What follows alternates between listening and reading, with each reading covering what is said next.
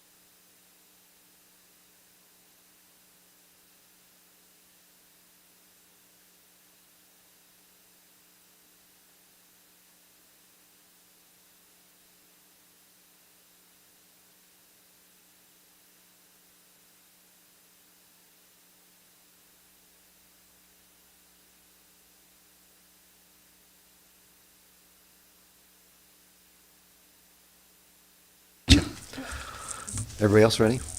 All set.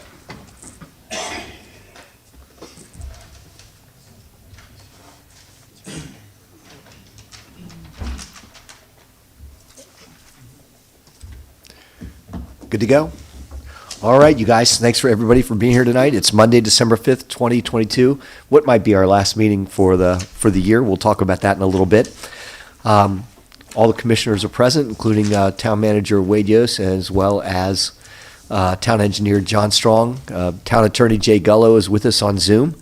Jeff, if you could lead us in the Pledge of Allegiance, I'd appreciate it. Yes. I pledge allegiance to the flag of the United States of America and to the republic for which it stands, one nation, under God, indivisible, with liberty and justice for all. Thank you. Yep. Good stuff. Thank you, Jeff. Okay, let's have a round of announcements. And Ed, I'll start with you tonight. Did I catch you by surprise? I'm Okay. always ready.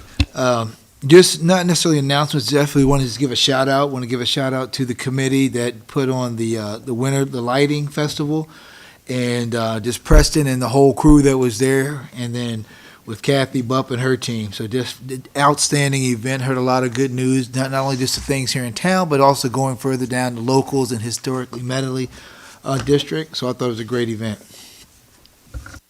Totally agree. Sarah? I have no announcements. Got it. Martin? So yeah, I was at the HMD event briefly too. It seemed like it went well. We haven't really had a normal business meeting in a while. I went to the Equal Justice Initiative meeting. It must have been a month or so ago at this point. It was just a conversation circle. That was good. They're still proceeding.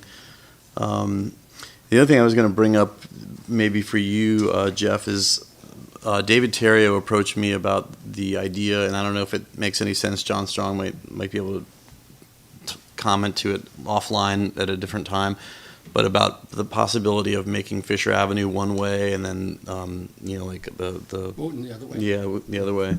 I told him I'd pass it on. So That's all. That was a concept a long time ago that was looked at in the 90s.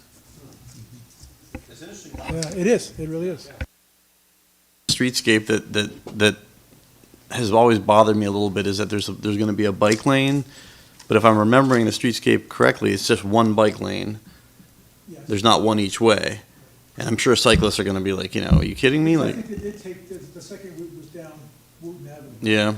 yeah, so, anyway, that would help that problem. You could have cycle lanes each way too, but anyway. We appreciate you bringing it up, and as guys have said, this has periodically come up probably once every year for the last 20 years.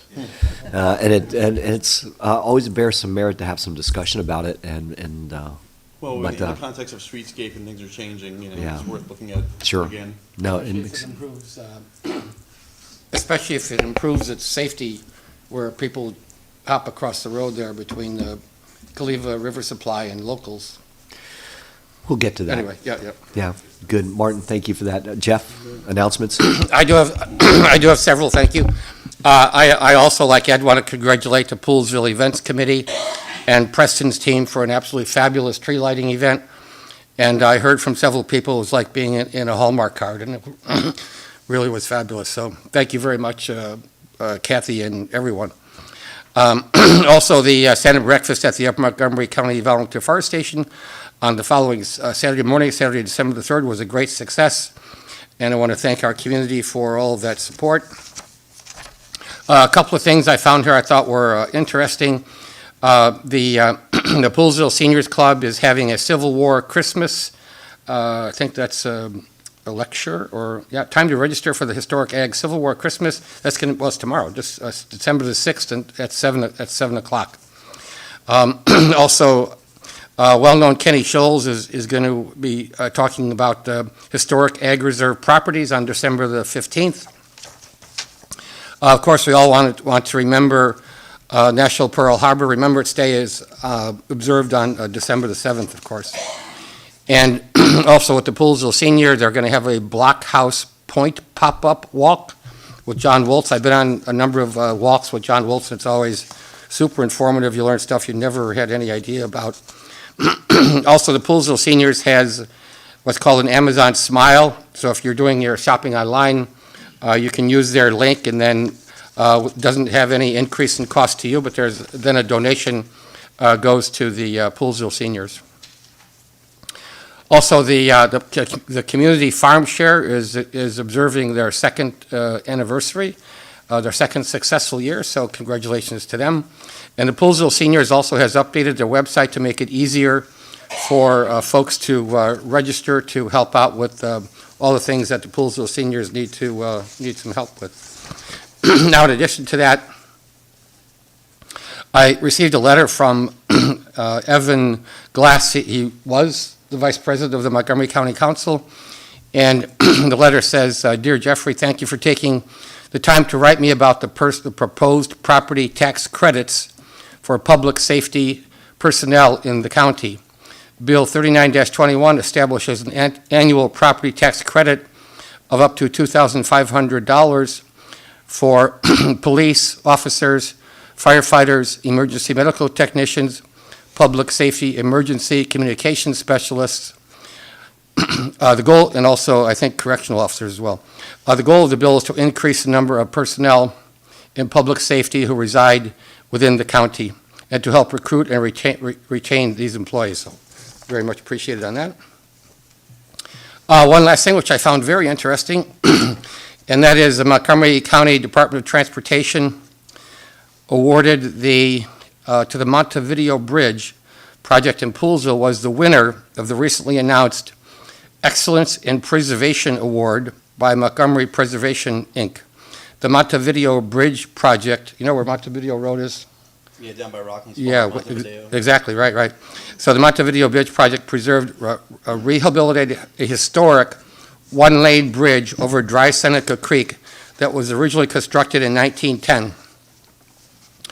The Montevideo Road Bridge is a one-lane Warren Pony Truss Bridge on masonry abutments. Who knew that? So you learn something every day. These trusses are designed for lighter loads, and this is the last remaining bridge of its kind in Montgomery County. It's on the National Registry of Seneca Historic District as eligible for an inclusion in the National Registry of Historic Places. And Oh, here's a little remaining. We have rehabilitated or replaced about 25 bridges over the past 5 years, but it is not often we get the chance to preserve a historic bridge like this one. The bridge does more than connect places. It also connects us to the past and helps the stories of those who came before us. Thank you. That's my announcement. Okay, thanks for that, Jeff. Really appreciate it. I want to reiterate that obviously the holiday lighting ceremony is just one of the greatest things we do in Poolsville. Just an amazing night. Hats off to not just Kathy Bupp, but town staff. All the guys that worked that night, they did an amazing job as always. It was seamless. You know, when we push down the lever and the lights come on, we know we're in a good start, even if it kills the breaker for some other lights. And then they get flicked back on again, too. I mean, that's the norm. You know, we set so. it up each year for something to go wrong. Yeah, I appreciate that. Reminds me of that scene in Christmas Vacation. Yeah, exactly. Yeah, and then they connect, and then all the lights dim, right, and those go on. And the It- power meter's like, Yeah, no, that was great. I think it's hilarious to be up on stage and have the kids push down the bar. Now, and right before that, I hear in the background, "Ready, Jimmy?" Like, oh, okay, a voice from Santa or whoever. That's good. Anyway, such a great night, and again, that was all day for town staff, I know, and all night, and they did an amazing job, and I love the way that they embrace our spirit and make things great for our town. So, can't say enough good things about them. Did you want to say something about that, Jeff? Yeah, and actually I did, just briefly, because I think I'm going to say it again. And that is Preston is going to be, well, I have it in my notes there about rewiring to improve the underground wiring in Wayland Commons because it has exceeded its intended capacity. Yep. Jim, could I jump in on Yes, events it's all real quick? yours. Yep. I know Kathy gave me a list today. She said that the holiday lighting contest judging will take place the weekend of December 16th, for those folks that decorated their homes. She's been working on a Wellness Wednesdays program, which I mentioned briefly. So they're partnering with Blumco on that, and they have some lined up. They're at least once a month right now, educational seminars, and it's heart health, diabetes, mental health, stroke prevention, and several others that they're working on putting together. So that's going to be really good. That's something that we missed out on the last couple of years with COVID and everything, so. And then another thing they're doing is a spring event for the kids. It's going to happen in late April, and the Friday on the Commons Committee is going to start meeting in January to start developing that. So something new, and that's good. Get back in the swing of things. Great. Gotta love us emerging out of COVID. That's very good news. I have a bunch of other stuff that I can make announcements on, but they're going to fall into Wade's report, so we'll let him handle those. In terms of our committee reports, I'll be happy to pick up any of the fair access slack if once we get to that, guys. Martin, could you help us with the planning commission? yes and no. I had some notes at home, and I thought that last meeting was going to end, and I'd have time to run home. But anyway, all we discussed at the last meeting was the master plan, or the comprehensive plan, and the only notes that I had were like dates, like certain dates, like that we were. Did you take those down, Wade? I don't have them with me. Okay, but everything still seems to be on track for like a late spring, early summer finalization, and we're just moving through it. It's great. Yep. Thank you. Good news. And couldn't be more pleased with the progress you guys have going on and the commitment of the committee members and our partners, and I'm super glad we went in that direction. Yeah, well, West Montgomery's done a great job, and I think it's going to be a really good product. It's great having an outside, and you wouldn't have heard me say this a year ago or 2 years ago, but it's great having an outside voice lend their expertise. Yeah, I mean, there's questions that they're presenting to us that I wouldn't have thought of, and so it's a good. They're going to give us a great document. Yeah, I think so. So, and help us form a great document. They're going to give Yep. it to us, but we're going to all work together on it. Agreed. Jeff, do you mind doing the Parks, Recreation, and Streets? Sure. So I took some notes here and I wrote it down, wrote it up. So first, I have a request from the Parks Board to the Commissioners, and I already mentioned this to Wade. The speed hump request policy, so request the town staff to create a policy for resident speed hump requests. The policy should include the speed hump criteria published by AASHTO, American Association of State Highway and Transportation Officials. Such, but not limited to, speed humps must be visible from a distance of 250 feet. Speed humps must not be used on curves unless the curve radius exceeds 300 feet. Speed humps must not be installed less than 150 feet from a stop sign or a yield sign. Speed humps must be at least 250 feet from a traffic signal. Speed humps should be no more than 500 feet apart when the speed limit is 25 to 30 miles an hour. Other considerations when evaluating a speed hump are the speed limit and the operational speed, traffic volumes, speed-related collisions, proximity to places such as schools or parks and playgrounds, lack of sidewalk, designated bicycle routes, line of sight.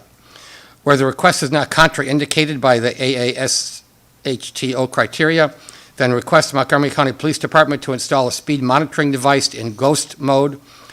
We already talked about ghost mode, right? I told you what that was? Yes. Okay, it's where the screen is turned off so people don't, yeah.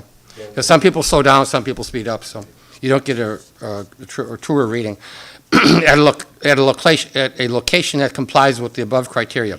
Speed humps are warranted when the data collected by the speed monitoring device and reported back to Poolesville by Montgomery County Police notes that at least 15% of the traffic exceeds the posted speed limit. And the two recently that we did, I think in one case was 96% of the traffic was at or below the speed limit, and the other case was 97% of the traffic was at or below the speed limit, and there were more than 5,800 cars registered along Wooten. Okay. Another point, skate park redesign. So this is also a request from the Parks Board to the commissioners. Do the commissioners like the redesigned concept plans? If yes, then the Parks Board will proceed with a public input meeting to present the design. So we had lots of folks who came to the meeting here and gave their input, not only on the skate park, but also on the bouldering park. Then next topic is bouldering park. Do the commissioners support going to the next step of soliciting public input regarding a bouldering park? The Parks Board will proceed to solicit public input if the commissioners support the idea of a bouldering park. This is not a commitment from the commissioners for at least at this moment, not a commitment for funding. It was noted that November 9th Parks Board meeting that there is huge support from the residents for an improved skate park. However, there seemed to be less support for a bouldering park, at least the people who were in the room that day.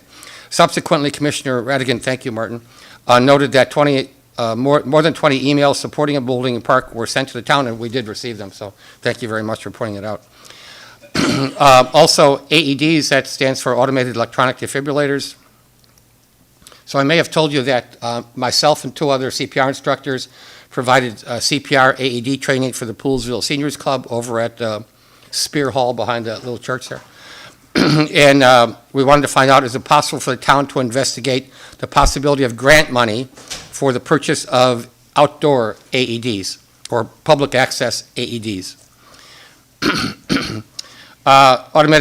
So this is Poolesville Senior Club. Commissioner Ack and two other CPR instructors provided CPR AED training for 10 members of the Poolesville Seniors Club on October the 28th.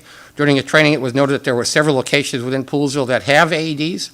However, these locations are not well known and they are not always open to access the AED when needed.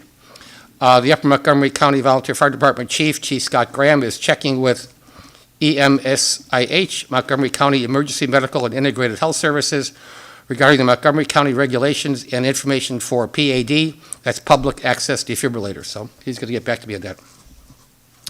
A motion was made and passed to add a pickleball court in the northwest corner of Elgin Park. Speed humps. Speed hump studies were conducted at two locations, Wooten Avenue, I already mentioned this, near Lilly and Krister on Spates Hill near Wooten Avenue. MCP installed speed monitoring devices in ghost mode in the above two locations. MCP provided the data back to the town. Assistant Town Manager Niles Endreg organized the data and provided a report to the Parks Board. The speed hump summary, Spates Hill at Wooten, speed limit not exceeded by 95.24% of 2,873 cars. Wooten near Lilly and Krister, speed limit not exceeded by 92.05% of 5,655 cars. Therefore, neither location warrants speed humps. Skate park redesign. So we had a lot of meetings since.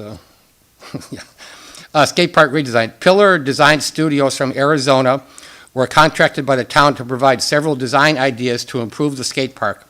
The skate park is the most used park in town. The Parks Board held a public input session with Pillar Design present to solicit ideas from the skate park users towards improving and extending the skate park. Pillar then used the input to provide several design ideas. If the commissioners like the designs, then the Parks Board will proceed with a second public input meeting to present the design to the residents. Bouldering Park. The Parks Board briefly discussed the possibility of a bouldering park. Most likely, if a bouldering park were approved, it would be near the skate park. Preston King and Commissioner Eck will follow with the Commissioner Radigan as he is more in tune. Well, this is all the same about the email, so thank you again. Crosswalks. Locals. The ongoing safety issue of pedestrian crossing Fisher Avenue to and from locals. Aero Consulting, the same consulting company that prepared the streetscape design, was requested to study and recommend a safety measure for pedestrians crossing Fisher Avenue to and from locals. Pedestrians should be using the existing crosswalk at Fisher and Elgin. Town Manager Wade reported that 2 concept plans for Aero were received but not useful. Wade will meet again with Aero. Route 109 at Haller Avenue School Bus Stop. Route 109 is not owned by Poolsville. The Parks Board requests the town to speak with the state regarding improved safety for the school children crossing 109 near Haller Avenue at Elizabeth Delight neighborhood. Preston King gave us the following report. Preston noted that he and town engineer John Strong will together develop requirements and plan to rewire the underground wiring in Wayland Commons. Preston is trying to save the locust trees at Elgin Park. The aphids are quickly eating the locust tree leaves. Poolsville Holiday Lighting event is Friday, December 2nd. Preston purchased an electric spreader that will be installed on the new truck with the aluminum bed. The new Poolsville logo on the trucks looks great. Preston noted that the fleet vehicles are better now since Wade has returned because the equipment is on an improved maintenance schedule. Thank you, Wade.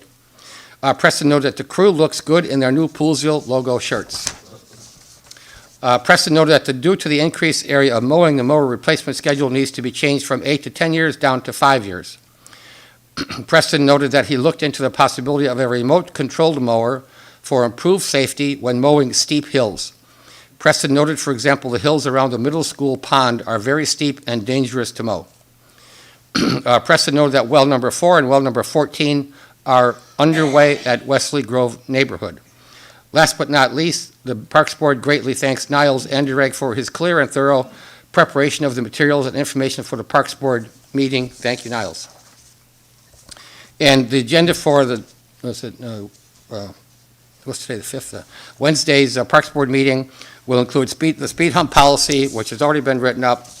So I'll talk about that at the next commissioner meeting. The crosswalk update, skate park redesign, and the bouldering park. And we also discussed budget recommendations for the next town budget. And I do believe that's it. Jeff, thanks. So between Wade and Jeff, are there actionable items that the commissioners have to, I heard that they were looking for us for some approval to move forward with further design study. Where are we? No formal motions or anything needed as far as that goes. We'll administratively just take it forward. If it comes with budget implications, then we'll bring it back to this board. Good enough for you, Jeff? Sure.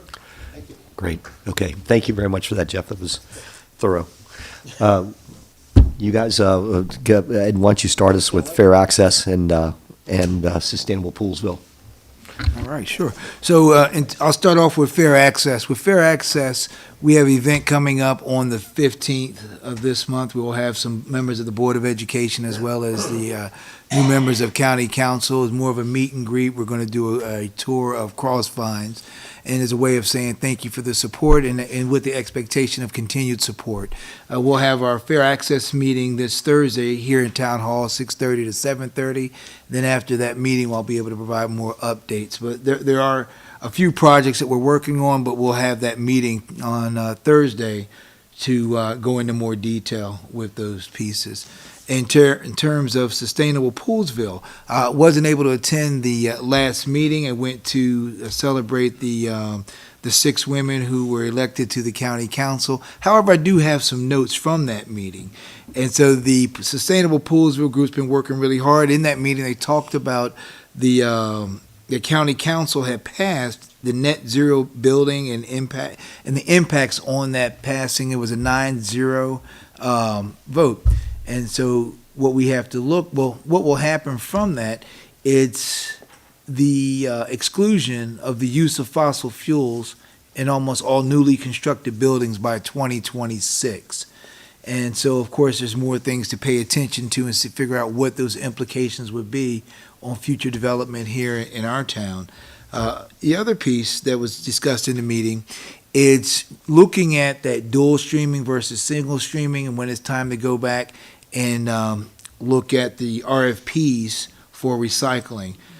What we had talked about in one of our commissioners' meeting a couple of months ago was being able to do an education campaign to make sure everyone's clear on what is dual stream, what is single stream. Wade, what I'll do is I'll forward you, Joyce had put together, I'm not going to read every definition here, but definitions of different terms that the layperson might not necessarily understand. And so for ease of use, I'll share that with you. Perhaps we can share that on a website for those who are interested in that language.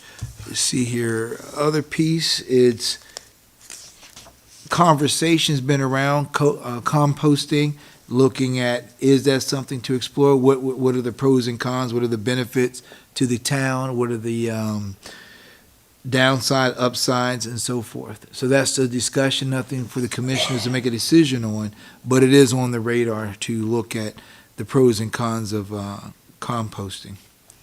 Make sure I got, and that will cover it. The next meeting will be January 25th. And so after that meeting, I'll bring back any updates. Just FYI, Wade will be doing during his trash and recycling presentation, we'll be talking a little bit more about some of the conversations we've had that lend itself to what Sustainable Poolsville has been talking about. So we'll hear more a little bit later on today on that one.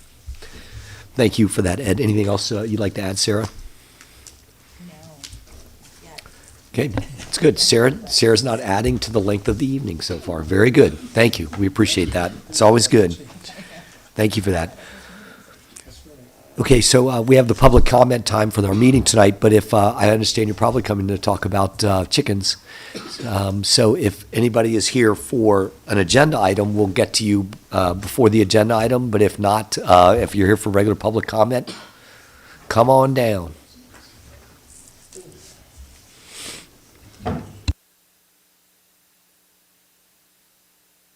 Good evening, Tom Kettler. Just wanted to, I know you guys are going to be, or you all are going to be voting, I think tonight on the final food truck ordinance. Is that coming up tonight? I just wearing my Chamber of Commerce president hat, I did, and I know there was some discussion a couple months ago about where local businesses were coming down. And I just wanted to give you feedback from my discussions with 2 or 3 restaurant owners, and feedback I got, which really surprised me a little bit, was that they thought food trucks were fine. I mean, obviously, they think they should be playing by a certain amount of rules, but I thought that might be a threat to their businesses, but the sense I got from a couple different, and this wasn't just one, this was multiple restaurant owners, that it's more is better.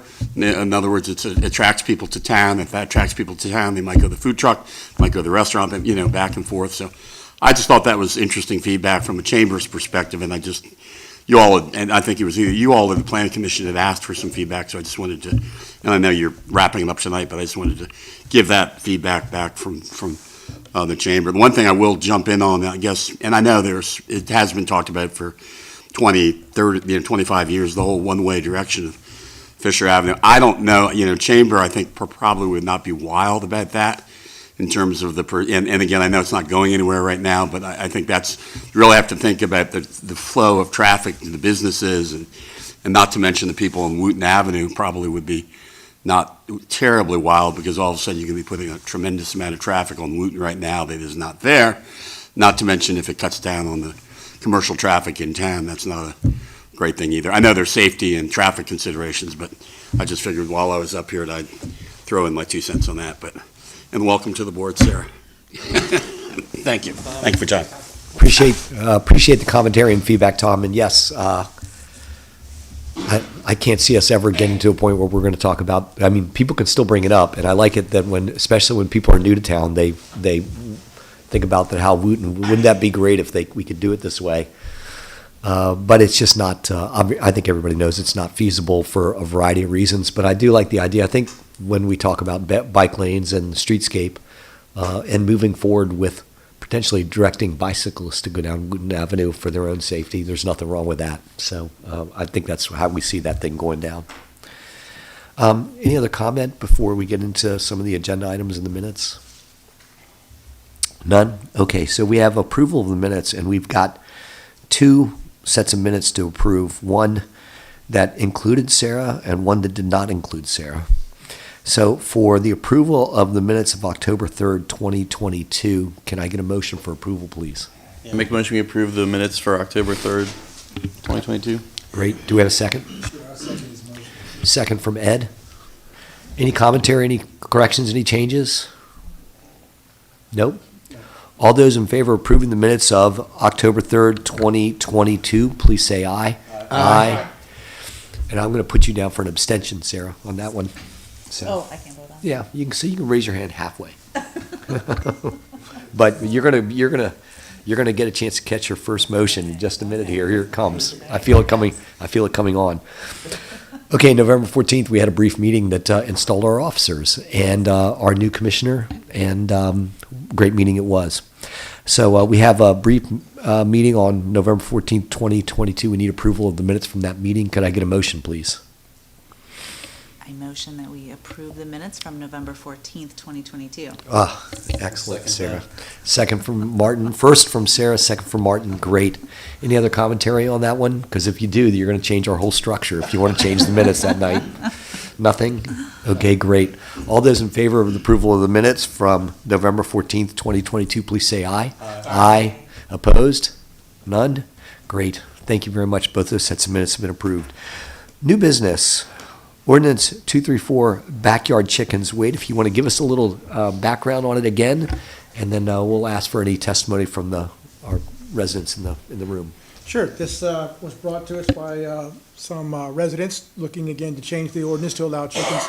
This happens about every 3 or 4 years, 5 years maybe. And this year, it's gained traction for the first time ever. The planning commission took a lot of public input. We actually started writing our own regulations, what they might look like, and really couldn't come to terms that everybody agreed on. And the easiest way to do it was really to take a look at the county's ordinance. They actually have code enforcement through animal control that we already have that chapter adopted into our code. So the recommendation you see from the planning commission in front of you is an ordinance change to exempt chickens from farm animals and domestic birds and allow the county's ordinances and then regulations to take over, and they will be the enforcement mechanism. And Jay, he's on here too, he put this together as far as exactly specifications, what need to be changed. But anything else, Jay? Uh-oh. Can't hear you, Jay.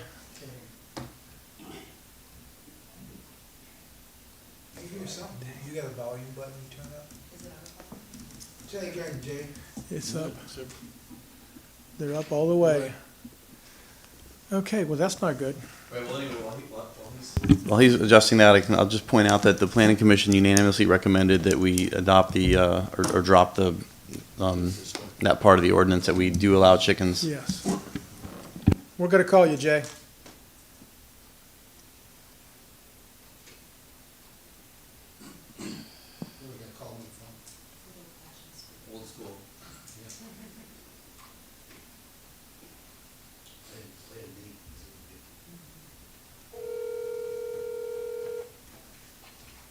Is this a phone your friend? You're good. Lifeline. So, okay, well, I'm sorry that the IT's not going to work. I can't barely hear any of you, but I checked the internet and you can hear you on the internet. But so, anyway, as far as this goes, it's fairly straightforward. If you want to allow backyard chickens, your current zoning code does not permit them. So you take all of the language in your current zoning code out that prohibits them, and then they're allowed. And then since you already have the county animal control that regulates them, that would then apply. And so that's pretty much straightforward. Thanks, Jay. Appreciate that. Good feedback. Anything else from your side, from a legal standpoint? Wade, anything else? No, so since this is Bye.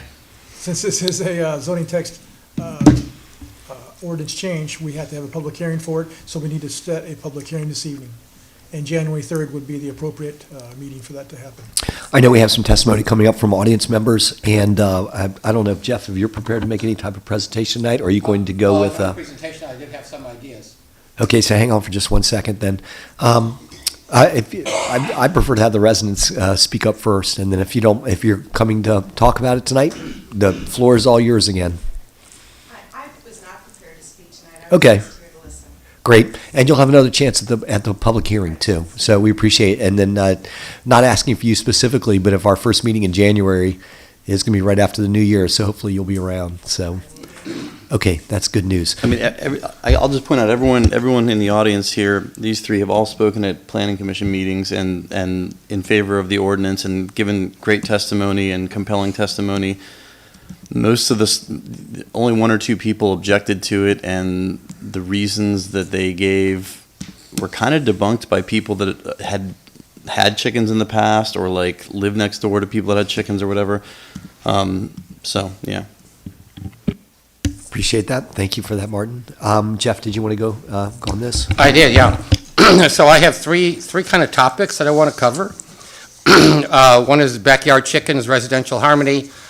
One is requirements. Now, I did read over what Wade sent us. And then the third idea is an alternative idea. So just hold on here. So backyard chickens, residential harmony. I feel that we have an opportunity to avoid trouble. The trouble is that, yes, while most will follow the rules, a few will undoubtedly spoil it for everyone. This, in my opinion, is inevitable, and more importantly, it is avoidable. I wish to avoid the inevitable issues of neighbors having to complain about their neighbors for improper care of the chickens. In my opinion, the disadvantages outweigh the advantages, the disadvantage being the absence of monitoring and relying on neighbors to complain. Now, I know that Jay and Wade made mention about Montgomery County, but we have a hard enough time getting the Montgomery County Police to help us out from time to time. So nothing against Montgomery County Police, by the way. Poolsville, like any other municipality, wants residential harmony. Allowing backyard chickens invites disharmony between neighbors. The town is not in a position to go peeking over fences to check or monitor the care and cleanliness of the chicken coop area, thereby unfortunately relying on neighbors to police each other, which nobody wants to do. Once backyard chickens are allowed, it's nearly impossible to undo it. Residents will have spent time and money on building or buying a chicken coop, plus the feed and supplies that are necessary to keep any domestic animal. There is no going back. There are nearby rescue farms that would greatly appreciate extra support. People with an educational interest can adopt a chicken, visit the chicken, and contribute to its care and feeding. I know this because my wife adopted a chicken at a nearby rescue farm. The chicken stayed on the farm, and my wife would visit and care for the chicken. Personally, I think protecting our Poolsville includes protecting its residential harmony. So that was topic number one. Now I would also like to talk about requirements. So if backyard chickens are permitted in Poolsville, then I strongly recommend adding the following requirements. When a permit request is received, the town staff sends a letter to all of the adjacent neighbors. The letter explains the permit request, including a plan of the proposed chicken coop. The letter also includes a postage-paid return postcard. The neighbors vote yes or no and return the postcard directly to the town hall, not to the permit requester. The neighbors can essentially vote anonymously. If any neighbor votes no, then the permit is denied. Proof of attending a backyard chickens training program. Number 4, a site plan to include the size and placement of the chicken coop. Number 5, a $100 annual fee, permit fee. Number 6, a maximum of 4 female chickens regardless of the size of the backyard, not based on the size of the backyard. Number 7, no backyard chickens at a multifamily dwelling units or townhomes. Number 8, chickens must be registered with the Maryland Poultry Registration. Proof of registration must accompany the town's permit application. Number 9, submission of a permit paperwork is not, and fee is not a guarantee of a permit. The fee is returned in the event of a denied permit. Penalties for noncompliance: first offense, $100. Second offense, revocation of the permit, and chickens must be rehomed within 15 days. The chicken owner must comply within 15 days. Number 4, if the chickens are not rehomed within 15 days, then the fine increases to $200 per week until the chickens are rehomed. It is the sole responsibility of, number 6, sole responsibility of the chicken owner to rehome the chickens. Permit renewal is not automatic, and permits are not presumptively renewed. HOAs, that's homeowners associations, may prohibit backyard chickens. No roosters are allowed. Coops, which must be approved by the zoning department and inspected, must provide 4 square feet per bird, be heated, and have at least 1 window. They must include perches and 1 nest box, which is where the chickens lay their eggs, for every 4 birds. A maximum of 10 chicken permits be allowed for 1 year. If there are 0 complaints, then an additional 5 chicken permits be granted for an additional 1 year. If there are any complaints whatsoever, then all of the permits are revoked and the chickens are rehomed, and the coops must be removed within 30 days. That's number 2. That was number 2. Number 3, an alternative idea. So the alternative idea is called the Community Chicken Project. The idea of a community chicken project is not unique. There are several examples of community chicken coop projects available via Google.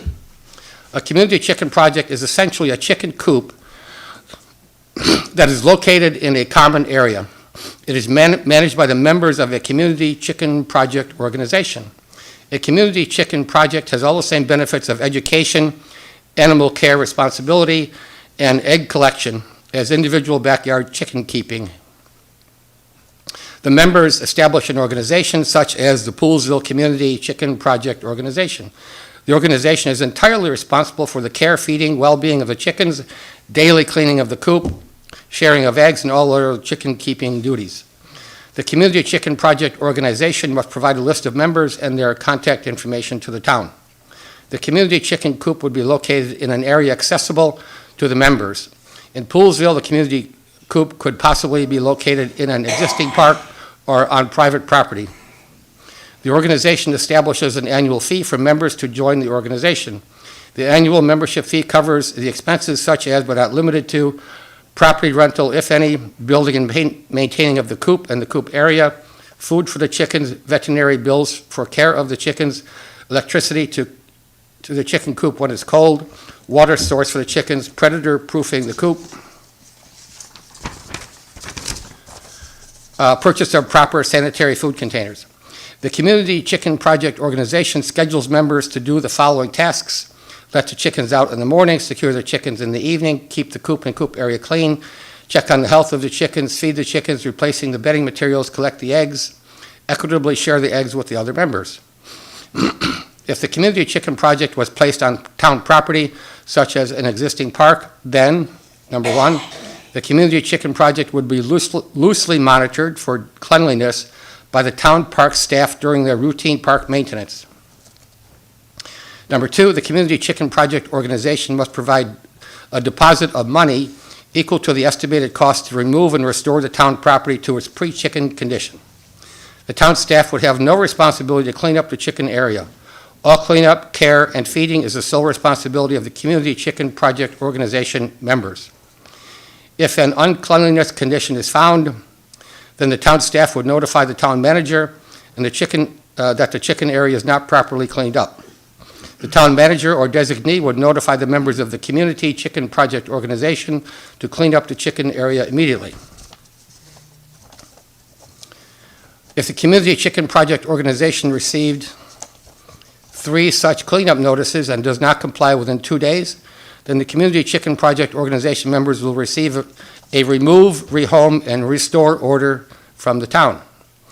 The rehome, remove, and restore order states that the operation of the Community Chicken Project must cease, the chickens rehomed, the coop and all accessories must be removed, and the property restored to pre-chicken condition, all at the expense of the Community Chicken Project Organization members. The Community Chicken Project Organization members have the sole responsibility to comply with the rehome, remove, and restore order. If the Community Chicken Project Organization does not comply with the rehome, remove, and restore order, then all the members of the Community Chicken Project will be fined $100 per week until satisfactory compliance is obtained. Last, I know we're all waiting to get there, If the community chicken project still does not comply, then the town will use the deposit money to remove the coop, accessories, and restore the area to the pre-chicken condition. I just have to jump in here. ahead. Are you aware of the function of the planning committee, Jeff? Yes, I am. Because we took I up, watched we your took com- up this, I watched we your discussed it thoroughly, and then you basically came in and 5 volunteers' hard work, you basically said, oh, that's all, like, I'll write something for you because you didn't do it right. I mean, I that's, watched all your sessions. okay. Yeah, I did. Jeff, would you mind submitting that, giving that to us all in writing? Could you send us Oh, your sure, I notes? have it written down. Yeah. I appreciate that, and I appreciate the testimony, and I understand where you're coming from, Okay. and I appreciate the research and the time you put into it. Thank you for that, Jeff. Is there any other commentary from the commissioners on this right now? Hang on, Dave. I do have a question. I just want to make sure that I'm reading this right, too, that basically with the restrictions that are written into this ordinance change as it stands right now, that it does prohibit any townhouse owner in Poolsville from owning chickens. Yes. Okay, I just wanted that on the record, that that's the case. I mean, it doesn't look, I don't know of any of our townhouses, townhomes that have the kind of property that would be required, that could meet the requirements that are in here. So it doesn't For the explicitly. setback of the coop, yes. Right, Yeah. it doesn't explicitly say that, but it does make that known through default. And the county's regulations are excellent. I mean, they're thorough, they're like comprehensive. We looked at them carefully. I think that they're perfectly adequate. I think that like the rest of Montgomery County, most of it allows chickens, am I right? I don't understand why Poolsville being in the ag reserve would be the last place that would allow chickens. It seems just absurd to me, but. Martin, thank you. Anything else from anybody else? Dave, unless there's something else from the commissioners or town staff, Dave, if you want to come on up and tell us who you are. Dave Wilson, Tom Fox Avenue, across the street from John Poole Middle School. 17015 Tom Fox Avenue. Yeah, I wasn't going to say anything until I heard Mr. X comments, and we heard similar comments throughout. Like Martin said, the Planning Commission did a wonderful job. There was discussion back and forth. There was, quite frankly, a lot of education because there was a lot of ignorance out there about backyard chickens. And we heard some of it just now on page 1. That same type of ignorance, kind of got squashed with experts like Elizabeth talking about very factual aspects of raising backyard chickens. The point that I brought up, because I'm not a backyard chicken person, my daughter is. My daughter raises 3 chickens, 2 rabbits, and a dog in Hagerstown. And one of the subjects that was brought up was, chickens stink. Chickens are noisy, And when I go visit my daughter, I don't see chickens. I see the dog. I don't hear chickens. I hear the dog. I don't smell chickens. I smell the dog. And my comment during one of the planning commissions was, listen, if you want to take page 1 and apply that to everybody else's pet, then I think you ought to be prepared to do that. And I challenged everybody who said those types of things to be careful what you ask for. Because if you start judging and requiring restrictions on animals in Poolsville that are noisy and smelly, you better be prepared to lose Fluffy. Because I tell you, I don't smell and I don't hear backyard chickens. I smell and I hear dogs. I love dogs. I've got 2. But let's apply the same standard. If you're willing to apply the same standard to those pets, then okay. But if you're not, and you have some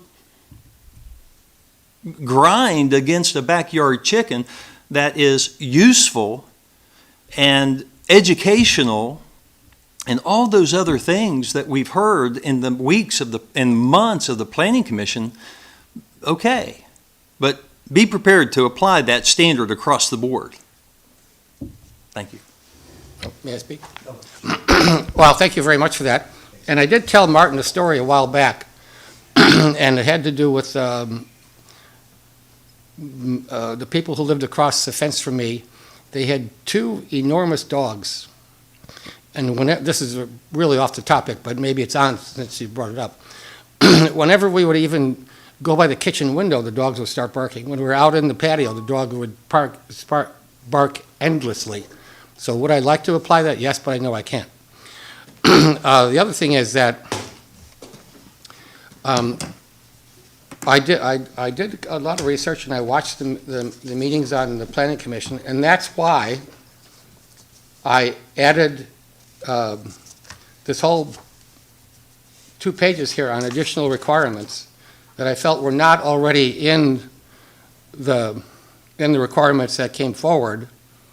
Plus, I also feel that if I am going to be against something, and obviously I am, I should at least provide an alternative.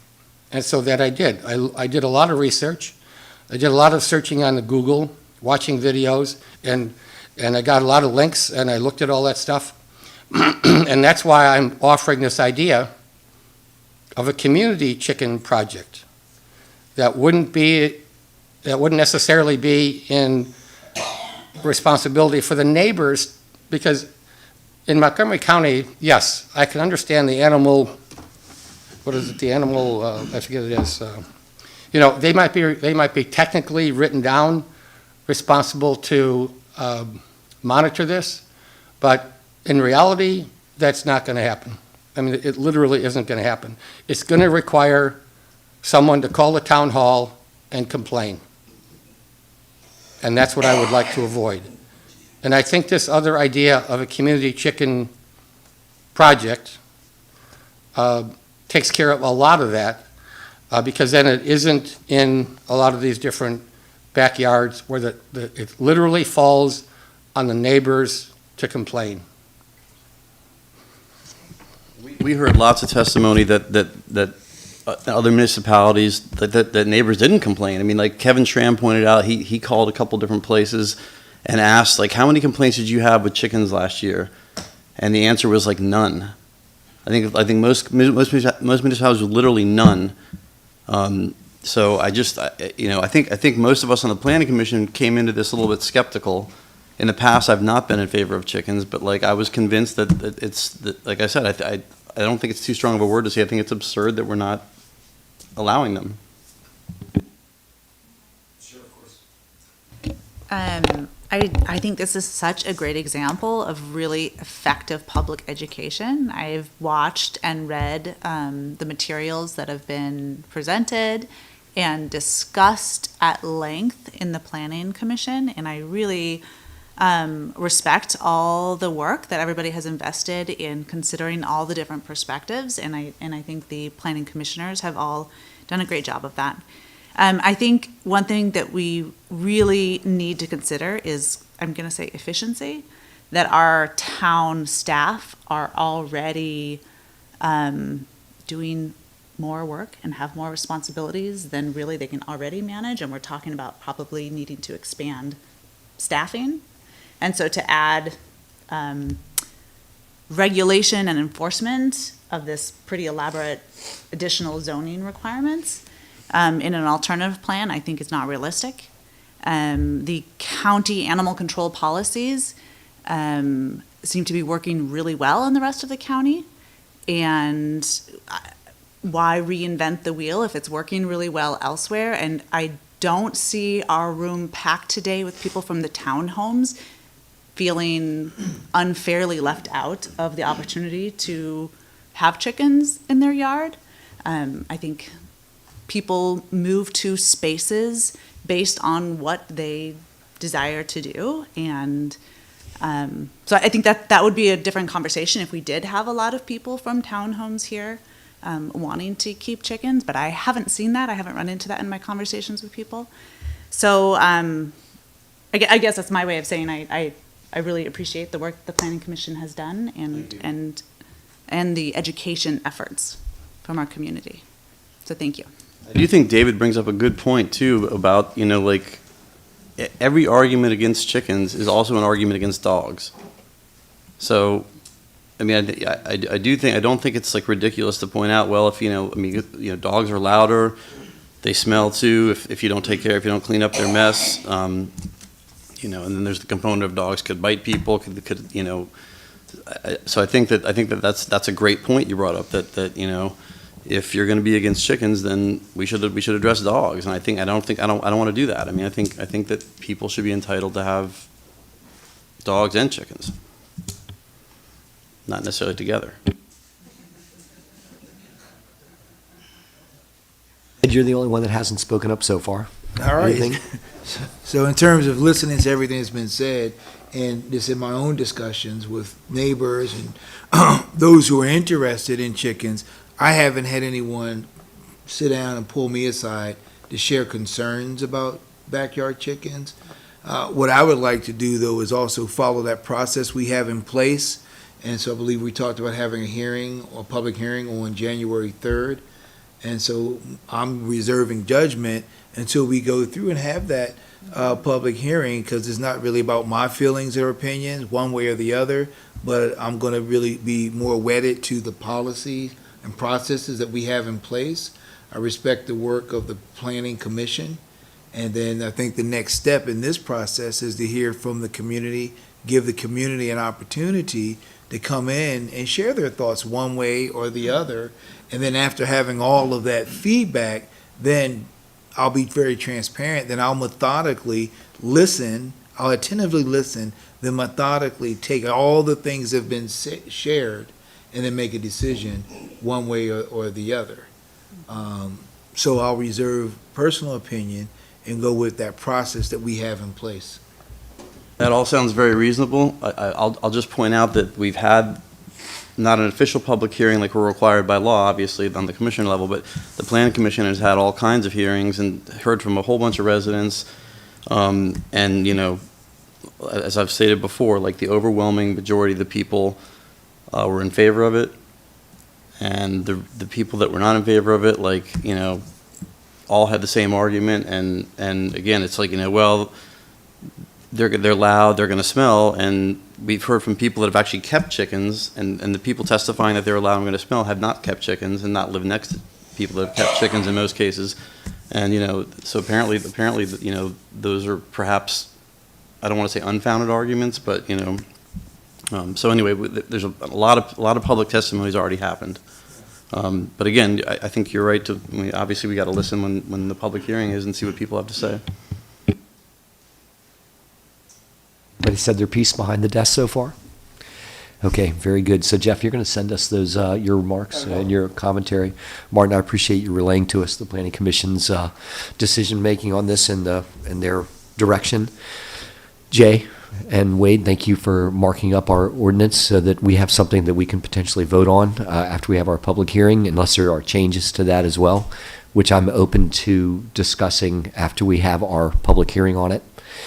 And that brings us to our next meeting, which we were going to tackle this a little bit later on, but normally we don't have a second meeting in December. So I'd like to have a motion for a vote to hold a public hearing on this ordinance 224 at our first meeting of the new year, which is January 3rd. I'll motion that we have a public hearing on our first meeting on January 3rd.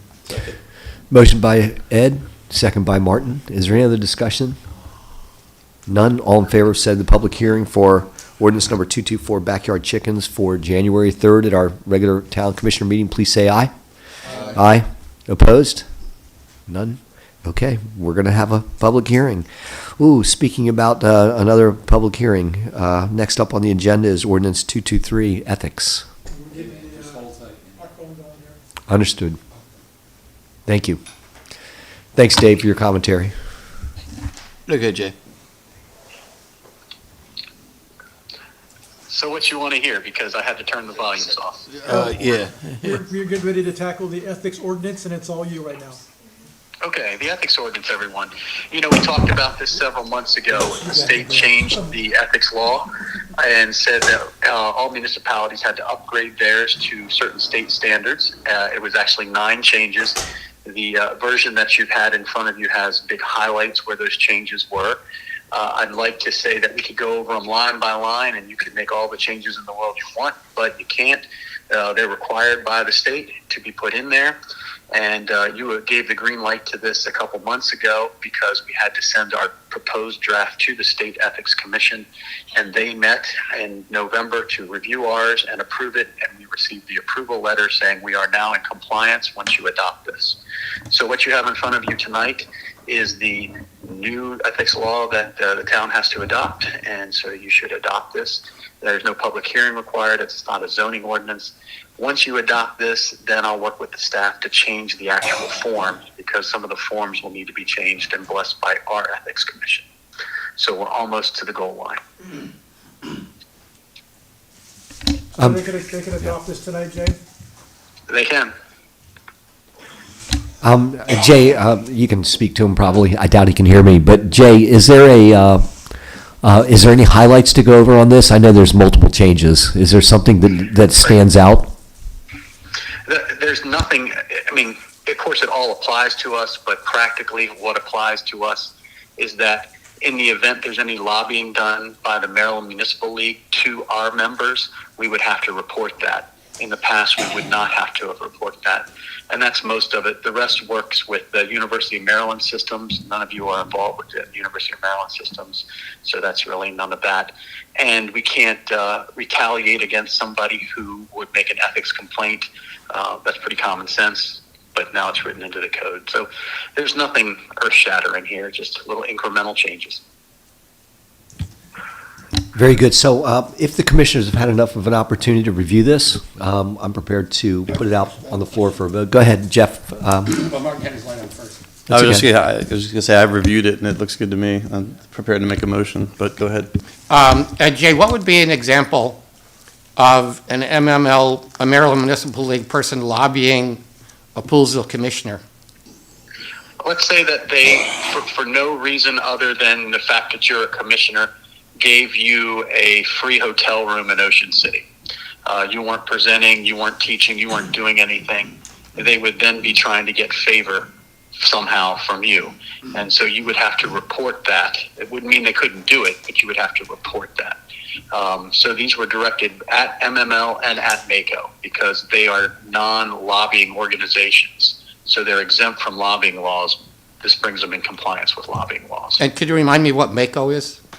I know it's MACO is the Maryland Association of Counties. Okay, Like yeah, the thank Maryland you. Municipal League is for towns, they represent the 23 counties. Okay, thanks, Jay. All right, so should I make a motion here? Are there any other commentary from the commissioners? None? Entertain a motion? Okay, I make a motion, we adopt ordinance 22, I need my old man glasses, hold on. 223. 223, the ethics, revised ethics code. Very good. We have a motion to revise ordinance 223 ethics. Do we have a second? Second from Ed. Any other commentary from the commissioners? None? All in favor of approving the revised ordinance 223 ethics, please say aye. Aye. Opposed? None? It's passed. Thank you for that, Jay. Thank you for your work on it. I appreciate it. Old business, ordinance 222, food trucks. Okay. Okay, another subject the planning commission worked on for a while. We actually had to develop some regulations. Right now, food trucks can fall under a drive-up window, which makes it a special exception. And you know it's a pretty onerous task to go through the BZA. There's a fee associated with $600. And so for the food truck owner that wants to come to town for such special events or go to a PAA baseball field and do it, it really doesn't really regulate them well enough. They have to have a zoning compliance permit of some sort to get their Health County permit. So we developed this kind of an interim type of measure to regulate and limit the amount of time trucks could be in a place, where they could be located, how they could be located, to address that kind of void we had with the food trucks that were in town. So that's what you have before you right now. We had a public hearing in October over this. No one spoke on it. At the planning commission level, we had Tony's Barbecue came and spoke of it. He wants to keep theirs longer, so he has to go through a special exception process because it's a pain to move it. So we understand that process is already in place. This is for the 1-2 a week at best type of activities. Okay? And much like Much like the chicken ordinance, the planning commission vetted this thoroughly, went back and forth with it, made some revisions to it. We've talked about it, so it seems like it's a sensible thing to pass tonight. And we have the power to do that. So any other commentary on the food truck ordinance? I make a motion we adopt ordinance 222, Food trucks? food trucks. Martin has made a motion. Do we have a second? I second that. Sarah's seconded it. Any other questions or commentary from the commissioners? All in favor of approving ordinance number 222 relating to food trucks, please say aye. Aye. Opposed? None? Thank you for your work on that, everybody, staff, planning commission, et cetera. Good stuff. Trash and recycling, when you're ready, sir. Okay, we talked about this in the last meeting and tossed around a few ideas regarding putting in an RFP. We know that our contract with our current provider is going to end on June 30th, amongst other discussions we've had about our current trash provider. When we're putting together the actual RFP, last time we had options in it for them to bid on. One was it could be single stream recycling or dual stream. And so I gave you a sample of the 2017 bid sheet, and you can see some vendors don't have the capability to do single stream. Very few do. The larger ones typically are the ones that do the single stream, while the smaller ones only can do dual stream. So we don't have to have that discussion tonight unless you want to just limit it to dual stream or single stream, or make any other changes to the RFP regarding number of times a week. Right now, we have 2 trash pickups and 1 recycle and 1 yard waste per week. If we want to keep the same days and stuff, we can put that into the RFP and get it rolling. What I'm looking to do is just get direction from you guys tonight and go ahead and put an RFP together, put it out in January, at least for 30 days, then we start evaluating them. Some of these companies are going to need a little bit of lag time if they're going to take over by June 30th, so we kind of, I've been talking to a few of them offline, so just trying to get everything lined up so we don't have any gaps in our trash service either. My personal opinion is, I think we should explore dual stream. So I think we should, I mean, not limit the bids to that, but I think we should look into that because, I've been educated. I wasn't convinced in the beginning, but, hearing from some people, the Sustainable Poolsville people, Joyce, it seems like that's worth exploring for me personally. Anybody else? No, I think it's worth exploring as well, the dual stream. So what? You're good now. In conversations with Wade, the town actually used to have dual stream recycling, and there was concerns back then about how it was going to be managed, especially in the townhouses again, with multiple recycling containers in addition to trash. So what I've asked him to do is for our January RFP to make sure that, again, the grid is kind of produced, the bid grid is produced that includes all, also including yard waste pickup, and potentially we're even talking about doing leaf blowing to the curb in the fall for the one big cleanup there. So that's traditionally done by a landscaping company that might be subcontracted out by the trash company, or it could be subcontracted by the town of Poolsville. So if, with the permission of the board, I'd like to have Wade continue on that path where the bid grid is created, where it gives us all of the opportunities. I think once we get some of the grids back, the numbers back, we're going to have a closed session on it. And we're going to talk about really what it comes down to, cost versus benefit, 2 times a week versus 1 time a week pickup, dual stream, single stream. All this is going to be in our hands, but until we get some information in front of us, we're not going to be in a position to really make some decisions. So, Can I Go. just add Sure. a comment? Go. Wade, does this include compost, like kitchen compost? No, it doesn't, and the main reason is most of the companies that do collect compost are separate from, the municipal type trash services. Okay. So that's something that the Sustainable Poolsville is working on. It was part of the survey, but there's a lot of moving parts to that, and I think that they're trying to work through that a little bit, but it would certainly be a separate entity rather from the regular trash service that we do now. Okay, thanks. I wonder if we could do like a maybe not a weekly compost, but if there could even be something monthly or something. Would that make sense? And so it's one of the things, I could get some of that information on the compost. So it's really first is coming with an understanding of what exactly is compost. What are the pros? What are the cons of the compost? Where would you do it? All right, how would that work? And then is there any benefit for the person who's composting? Because let's say, for example, you go out and you have all a lot of residents are going through the process to make sure you got these scraps and things that go out to a certain location, and then what happens to their contribution to the compost? Is that gone out? Is it sold somewhere? Do you get a chance to get some of that back, so maybe to put in your own garden? Or so there's a lot of different questions. There are companies out there that specialize in that compost. Yeah. Could we have Sustainable Poolsville come and do a present- presentation yeah. for us, specifically on that? Well, actually, what it would be, Composting. there would be a person, they could do that as well as having the person that's come out to our Sustainable Poolsville meeting who talked to us about composting. Okay, So, wonderful. yeah. I know, I've read the statistics like that, some huge percentage of like waste is actually is like compostable. It's like actually food waste and stuff. Yeah. And I think nobody would be opposed to seeing the incinerator closed someday, and that's not going to happen anytime soon. But we've got to figure out a way to manage this. Yeah, I don't think it's going to be part of our trash contract, you guys. But what it could be is, as we move forward with, again, developing the bid grid and the RFP, and pushing it out there and starting to get some of the numbers back and getting a better, letting Wade and John vet out some of the companies that are proposing things, that we could all keep in mind what possibilities of composting and how that could turn out too, and how that could contribute to the discussion. If the town was going to roll into a heavy compost mode and really could embrace it with something that's viable, then maybe we can end up doing trash one day a week instead of two.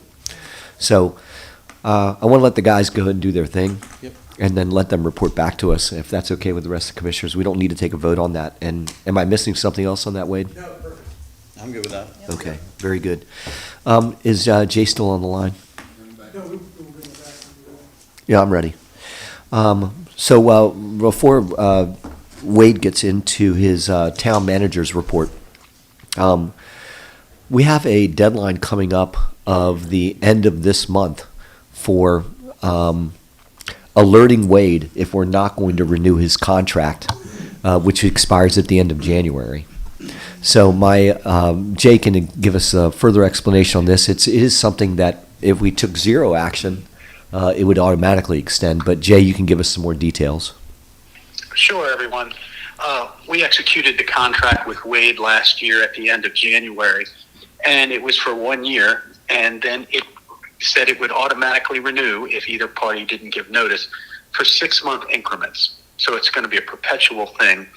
And what this really comes down to is that if you're going to terminate Wade, or if Wade wants to get out in the middle of a contract, there are issues that deal with severance or no severance.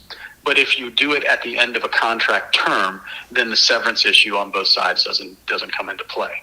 So by the end of January, the 1-year contract would be over, and if the town did not take action to say we do not want to renew the contract, then it would extend again for another 6 months.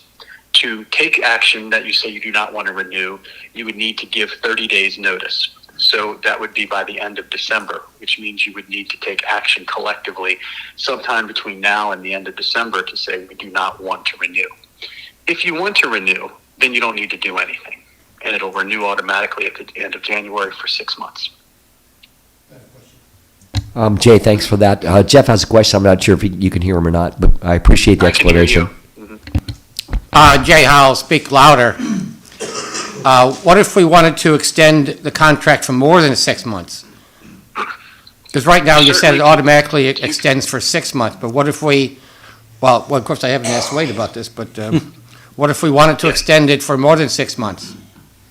If you wanted to extend it for more than 6 months, then you again would have to take action to do that, and Wade would have to be agreeable because you would be amending the contract.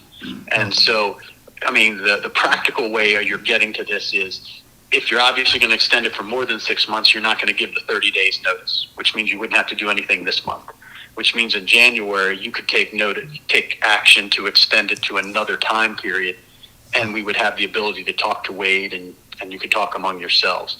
So he would definitely be on board for 6 more months. And if you said, well, I want it to be 12 more months, you could take the action in January.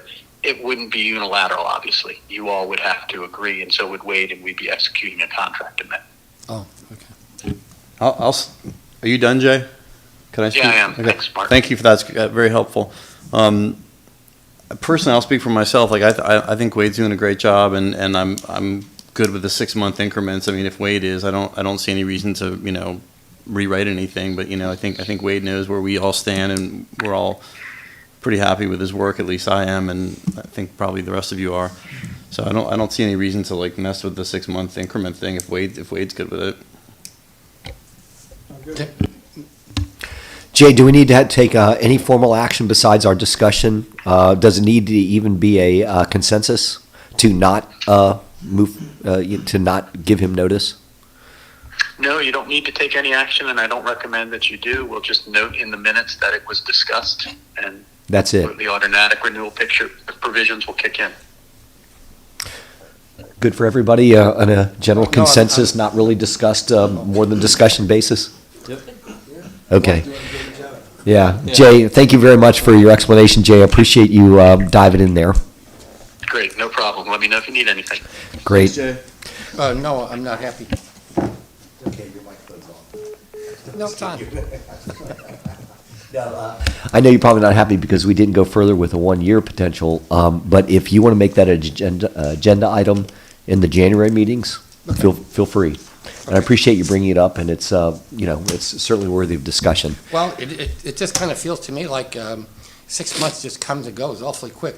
And of course, if I'm not you, but if I was in a position, I would want a little more stability than just 6 months. I think that's I'm something. not trying to speak for Wade at all. No, I think that's something we can have a discussion with him, but I would be remiss if I didn't say that I already had a conversation with him about it, and he's satisfied with the current situation. Okay. So, and he does, his contract builds in what his raise will be on the next go-round. It's all, it's spelled out already, so. Yeah. I felt I needed to mention that too. All right, thank you for the non-action, commissioners, I appreciate it. You're up next on the town manager's report, Wade. Okay, I will take this opportunity to talk about the polyfluoroalkyl substances, the PFAs.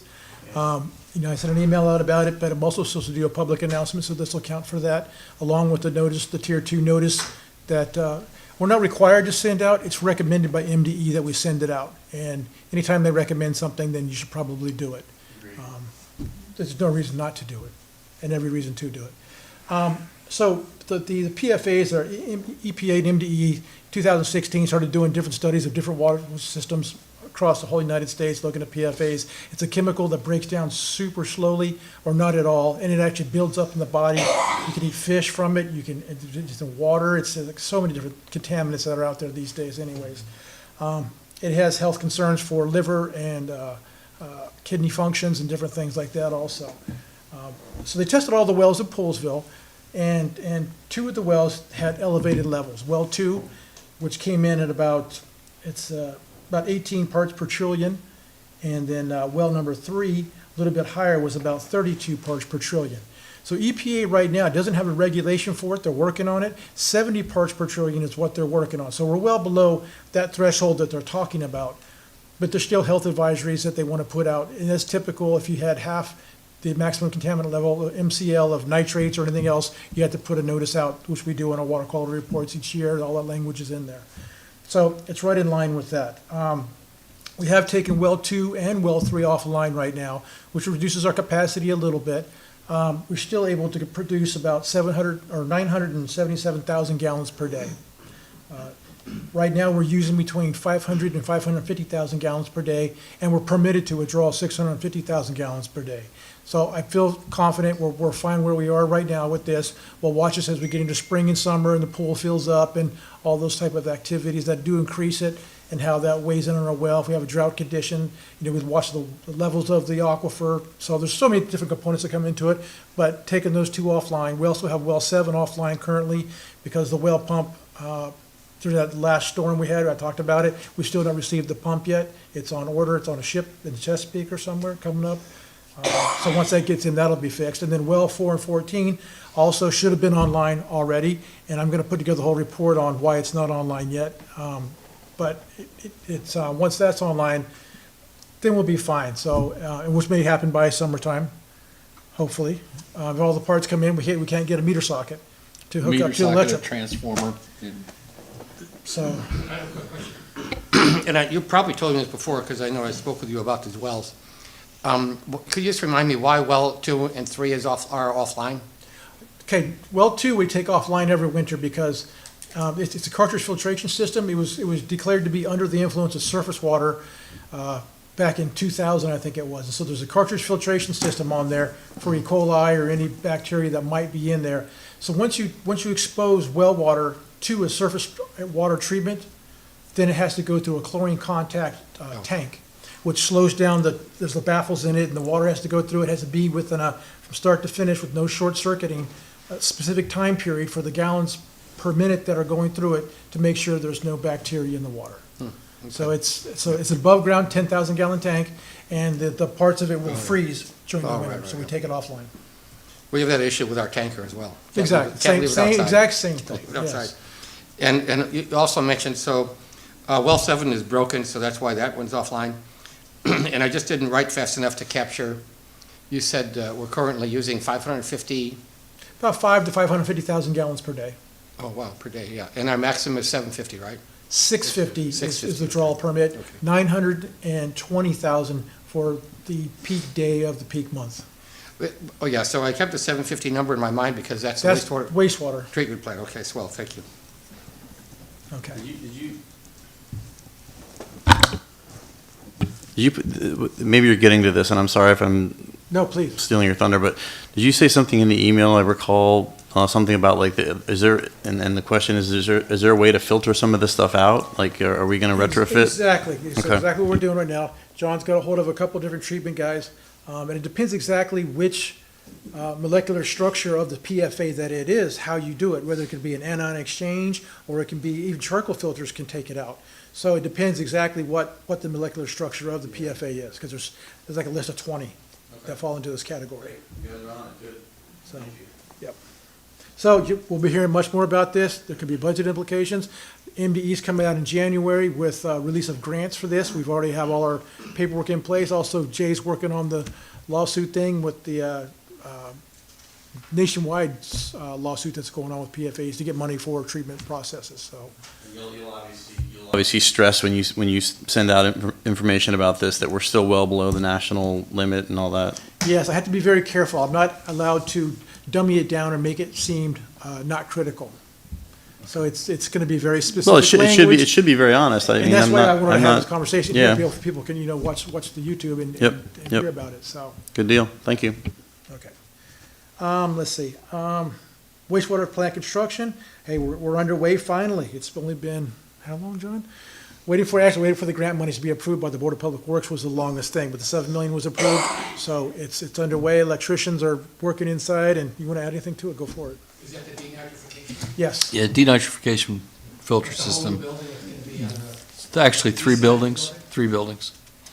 It's actually 3 buildings. Okay. And we met last week with the erosion sediment control officer. They haven't started clearing yet, but they actually started hanging conduit within the existing building for power that'll power the new denitrification system. okay. It was a fast cutoff, but it's effective. Thank you. Appreciate it, John. Talking about streetscape, we did a little bit earlier.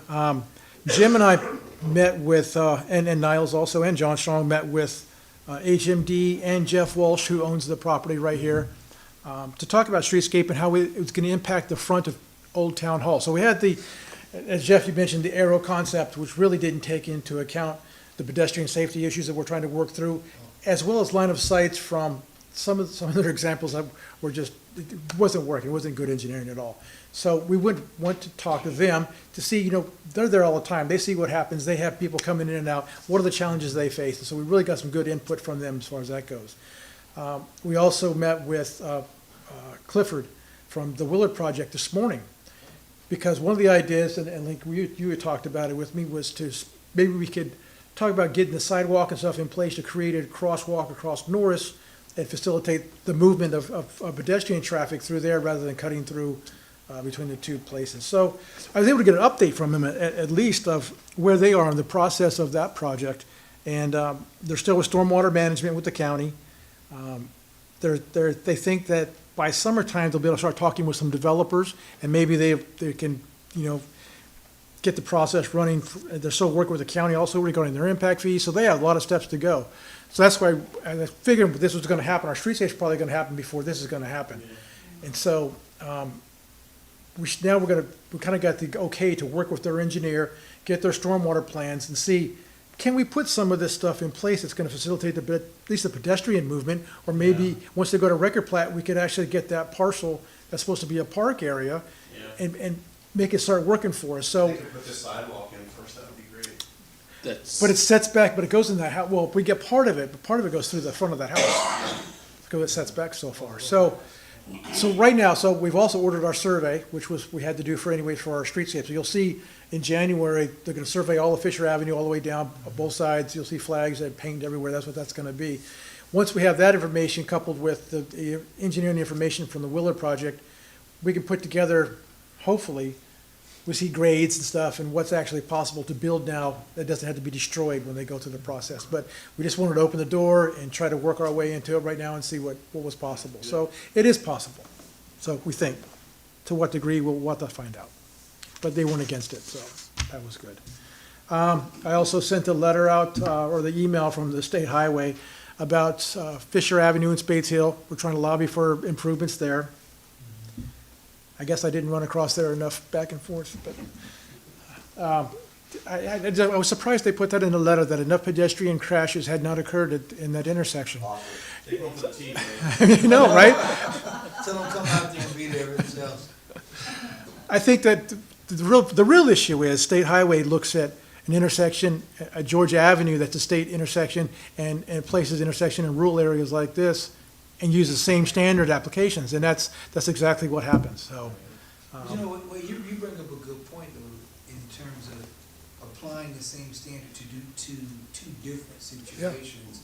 And that might even be something like in terms of lobbying, advocating for using a system that compares apples to apples, not apples to oranges. Right.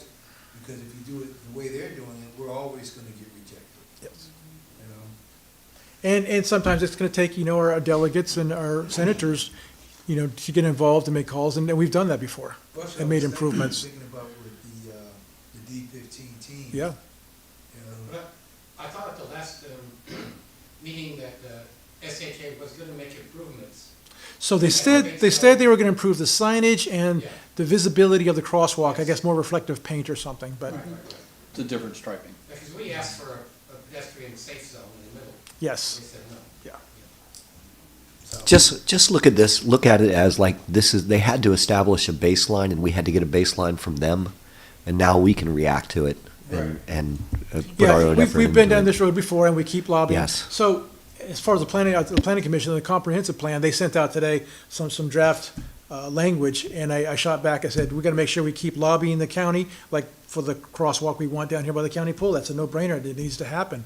And then same thing with, other issues with State Highway, so it's this continuous battle, and it always has been, so. I think that building on the work the Fair Access Committee has been doing, I think that those relationships grow stronger, and even in some of those conversations about, hey, can you look into this for us? Exactly. Because God forbid we have somebody here that dies in a pedestrian accident, and we all know it's something that could have been prevented. Yep. But we can't use a dense population's criteria for a population that doesn't have the same density, but yet they have the same need to cross the street. Yep, and that's a major part of our whole trail So you system. take notes. All right, we're gonna be on it. Well, just as an example, the community center, they have a metric in the county, 33,000 square feet, 30,000 people. That's what they told us when we met with them. And we said, look, we don't have that, we have 15,000. you need a new metric, it doesn't fit us. And Right. they agreed, eventually they agreed. So you're right, that's what you have to do. So I think we move, you know, we push, we fight. Yeah, absolutely. Yeah. Yep. All right. And then, last but not least, the two meetings in January are both on Tuesdays, because the second is the official holiday for New Year, and then Martin Luther King's birthday is on the 15th, so the 3rd and 16th are both Tuesdays. That's all I have. If you guys have any questions? Yes, sir, thank you.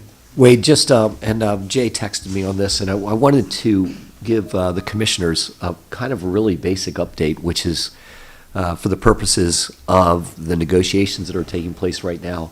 Just as an FYI, and Sarah, you can get more details from Jay on this as time goes on. The town is still in active negotiations with the church up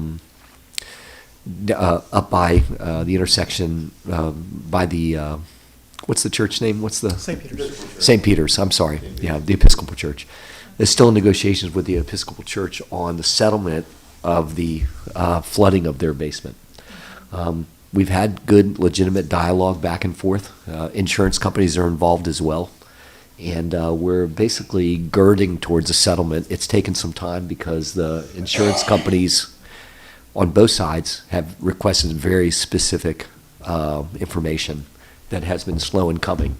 But at all times, we've reiterated to them that we are working towards a settlement, and that we just want to make sure that it's that we're acting in the best purview of our residents, and that they also have they are answerable to their parish and the people that are in their congregation.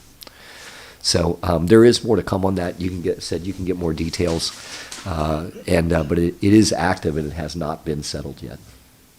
Good deal.